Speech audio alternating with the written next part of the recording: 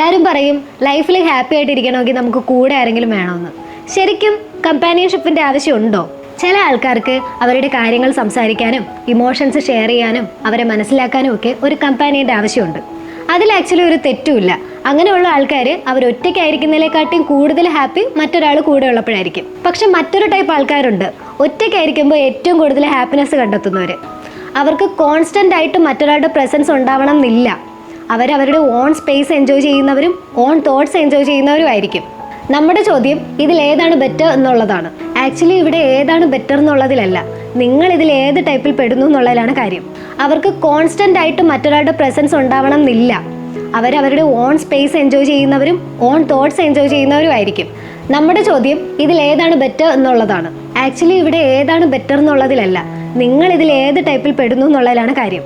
നിങ്ങൾ ശരിക്കും connection enjoy ചെയ്യുന്ന ഒരാളാണ്, നിങ്ങൾക്കും മറ്റൊരാളെ ലിസൺ ചെയ്യാൻ പറ്റും, അതുപോലെ നിങ്ങൾക്കും ലിസൺ ചെയ്യേണ്ട ഒരാളെയാണ് ആവശ്യം എന്നുണ്ടെങ്കിൽ നിങ്ങൾക്ക് ശരിക്കും കമ്പാനിയൻഷിപ്പിൻ്റെ ആവശ്യമുണ്ട്.